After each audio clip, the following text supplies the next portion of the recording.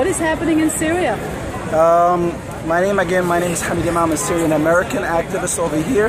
Today we're gathered here in Times Square to commemorate the first year anniversary of the chemical massacre that took place in the suburbs of Damascus. August 21st, 1,476 children were slaughtered by Assad chemical weapons, cold-blooded while they were sleeping at 2 o'clock in the morning.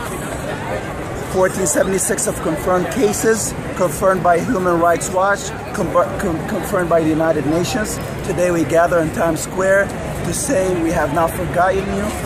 We are here to support you. We are here to remember those victims, those children. Unfortunately, the criminals are still on the loose.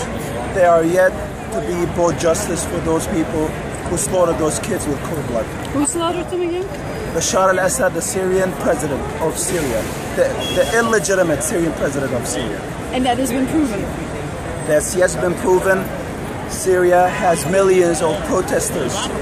During the first early years, when there was the revolution was peaceful, millions and hundreds of thousands of Syrians went on the streets of various cities to say no to Bashar al-Assad, to say yes for democracy and yes for transition for human beings.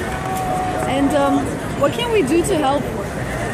Well, unfortunately, the whole world has turned their back on us. The United Nations are yet to pass a resolution to put Assad accountable for the crimes that he has done against his people. But us as human beings, as people without weapons, we can do many things. We can donate, we can contribute, we can use our social networks, Facebook, Twitter, follow the Syrian cause, support the Syrian revolution, support the Syrian children. What do you think the United States should do, or Europe? One thing that I always have in mind is a complete hypocrisy of American politics. They act so swiftly in Iraq and they order military action when their interests are on the states. But now we have, as of now, the United Nations has released a number of confirmed dead cases in Syria, and that's 196,000 people confirmed, not minding about another 100 or 200,000 people who have been killed and people don't know about them. People who have been most likely have been buried in mass graves by the government and their families don't know about them. So you have a complete catastrophe going on in Syria, and all you see from the American politics is a complete hypocrisy. But what should they do?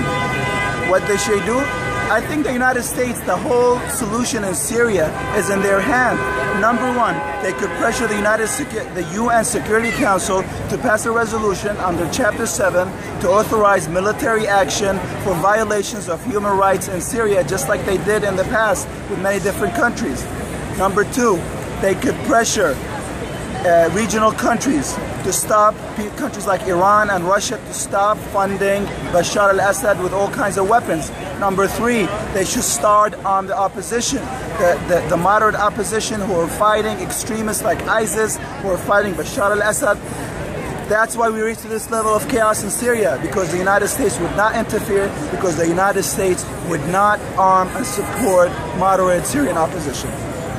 Question. Would you call it a genocide what is going on in Syria? It is a complete genocide. The regime right now is doing its best to do sectarian mass graves. They are ethnic cleansing the Sunnis and Homs.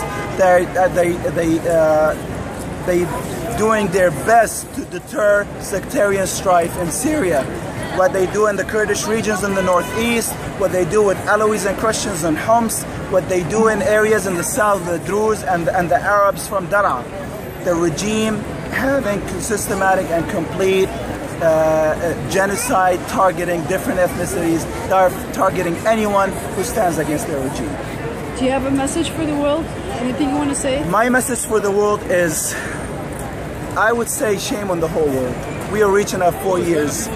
Thousands of children getting killed, thousands of people getting massacred with all kinds of weapons, chemical weapons, Scud missiles, tanks, helicopters. The world has turned their back on us, and we are hurt. We are hurt. We are helpless. The world is watching us. We are getting killed average of 400 or 500 people, anywhere to 1,000.